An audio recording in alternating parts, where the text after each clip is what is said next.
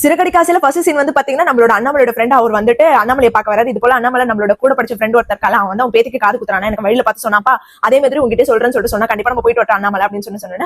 உங்க அப்பாவுக்கு ஆசை இருக்காதப்பா போயிட பேத்திங்களா பாக்கணும்னு சொல்லிட்டு, நீங்க எப்ப என்ன குழந்தை பேத்துக்காம இருக்கீங்க அப்படின்னு சொல்லிட்டு முத்துவியும் ரவியும் கேட்கறாங்க. அவங்க அப்பாவும் இல்ல, அவங்க நம்ம கல்யாணம் தான் பண்ணி வைக்கணும், பட் ஆனா குழந்தை பேத்துக்கு அவங்க எடுக்கிற முடியும் பாப்பா அவங்களுக்கு எப்ப தோணுது அப்படின்னு சொல்லிட்டு சொன்ன உடனே அவங்க சொல்லி பேசி முடிச்சு கிளம்பிறாங்க. அதுக்கடுத்து பாத்தீங்கன்னா அண்ணாமலை அவங்க ரெண்டு பிள்ளைங்க கிட்டே கூட பேசுறாரு, ரவி கிட்டயும் நம்மளோட முத்துக்கிட்டயும் இந்த குழந்தை பத்தி பேசுறாரு. அது விஜய் இன்னும் ஒட்டி கேட்கறாங்க. விஜய் அதுல கேட்க கூடாதுன்றதுக்காக அண்ணாமலை மறைச்சு கூப்பிட்டு பேசுறாரு.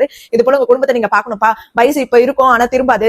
சோ வந்துட்டு நீங்க வயசு இருக்கும்போது குழந்தை பெத்துக்கினாதான் நம்மளோட கஷ்டம் வந்து எப்பவுமே தான் இருந்துட்டே இருக்கும். உனக்கு இந்த வயசு இந்த கஷ்டம் இருக்கும், அடுத்த வயசு பண்ணீங்கன்னா அடுத்த கஷ்டம் இருக்கும். சோ குழந்தை வந்து காலகாலத்துல பெத்துக்கணும் அப்படின்னு சொல்லிட்டு அட்வைஸ் பண்றாரு. உங்க அம்மா ஓட்டு நீங்க கேட்டு உங்களை கண்டிப்பா கூப்பிட்டு கேட்பா என்ன பேசுன்னு சொல்லிட்டு நீங்க எதுவுமே சொல்லிக்காதீங்க அப்படின்னு சொல்லிட்டு சொன்னா, அவர் நினைச்ச மாதிரி நம்மளோட விஜய் அவங்க பிள்ளைங்களை கூப்பிட்டு கேட்கறாங்க. அவங்க ரெண்டு பேரும் ஒன்னும் சொல்லல அப்படின்னு சொல்லிட்டு சமாளிச்சாங்க, தேசிக்க போயிறாங்க. அதுக்கப்புறம் அண்ணாமலை கிட்ட கேட்கறாங்க, அவர்ல சும்மா நான் பேசிட்டு இருந்தேன் வேற ஒன்னும் இல்ல, நீ எதுக்கு கேட்கறப்ப வேலையை பாரு அப்படின்னு சொல்லிட்டு அவர் அங்க வந்து போயிடுறாரு. அதுக்கப்புறம் பாத்தீங்கன்னா நம்ம முத்து வந்து மீனா கிட்ட பேசுறாங்க. இது போல வந்துட்டு அப்பா கிட்ட பேசினேன் மீனா, இப்ப அவர் குழந்தை பெத்துக்கணும்னு சொல்லிட்டு சொல்றாரு. நம்மளுக்கும் வயசாயிட்டே போகுதுல, கல்யாணம் 3 வருஷம் ஆகுது, நம்ம குழந்தை பெத்துக்கணும் அப்படின்னு சொன்னேன். ஏன் மீனா உனக்கு விருப்பம் இல்லையா, நீ சொன்னா சந்தோஷப்படுவேன் பார்த்தா நீ ஏன் மூஞ்சி இப்படி மாறுது அப்படின்னு சொன்னேன். மீனா என்ன சொல்றாங்க, குழந்தை பெத்துக்கிறது பிரச்சனை இல்லங்க, இப்ப நம்மளே இந்த ரூம்ல இருக்கோம், கண்டிப்பா உங்க அண்ணனுக்கு நாளைக்கு கல்யாணம் ஆச்சு, உங்க அம்மா சண்டை போடாது இந்த ரூம்ல இருந்து நம்ம வெளியில அனுப்பிடுவாங்க. அது மட்டும் இல்லாம அத்தை நம்ம 2 பேரும் என்ன நிலைமையில வச்சு பாக்குறாங்கன்றது உங்களுக்கே நல்லா தெரியும். அப்படி இருக்கும்போது நம்ம பிறக்க குழந்தை உங்க பாரபட்சம் தான் பார்ப்பாங்க. எல்லாரோட அன்பு கிடைச்சாலும் அவங்களோட அன்பு குழந்தைக்கு கிடைக்காது. நம்ம ஒரு நல்ல நிலைமையில வந்துட்டு நம்ம குழந்தை பெத்துக்கணும் அப்படின்னு சொல்லிட்டு முத்துக்கு அவங்க அட்வைஸ் பண்றாங்க.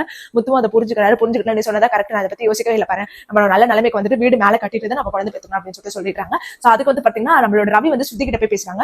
நம்ம வந்து எப்படி சொல்றது, கார் வாங்குறதா இல்ல வீடு வாங்குறதா இல்ல இன்னொரு பிசினஸ் ஸ்டார்ட் பண்றதா தெரியாது, தெரியாம ஒரு இதுவே இல்லாம இருக்கும், ஒரு பிடிப்பே இல்லாம இருக்கும். அப்படி இருக்கும்போது நம்ம குழந்தை பெத்துக்கு நம்மளோட இதுவெல்லாம் பார்க்கலாம் ஸ்ருதி அப்படின்னு சொன்னா, ஸ்ருதி ஒத்துக்க மாட்டாங்க. இல்ல ரவி, நான் குழந்தை பெத்துக்கிற ஐடியா இப்போதைக்கு இல்ல, கொஞ்சம் நம்ம இன்னும் முன்னேறணும் அப்படின்னு சொல்லிட்டு அவங்களும் தள்ளி போடுற பிளான்ல தான் இருக்காங்க, இவங்களுமே தள்ளி போடுற பிளான்ல தான் இருக்காங்க. சோ குழந்தை பெத்துக்கிற பத்தி ஒரு ஐடியாவே வரல. சோ அதோட இவ்வளவுதான் இந்த சீன்ல இந்த எபிசோட்ல காட்டியிருக்காங்க. சோ நாளைக்கு வந்து பாத்தீங்கன்னா நம்மளோட ரோகிணியை காட்டுறாங்க, விச் மீன்ஸ் நம்ம மனோஜ் வந்து கல்யாணம் பண்ணிருக்கலாம், அந்த பொண்ணு வந்து பார்க்க வரும்போது ரோகிணி அதை பார்க்க வராங்க. அது எவ்வளவு பிரளயமா வெடிக்க போகுது அப்படின்றது நம்மளுக்கு அப்கமிங் எபிசோட்ஸ் ஏதாவது தெரியும், வெயிட் பண்ணி பார்ப்போம். இந்த மாதிரி மோர் அப்டேட்ஸ்க்கு கண்டிப்பா நம்ம சேனல் மறக்காம சப்ஸ்கிரைப் பண்ணிக்கோங்க.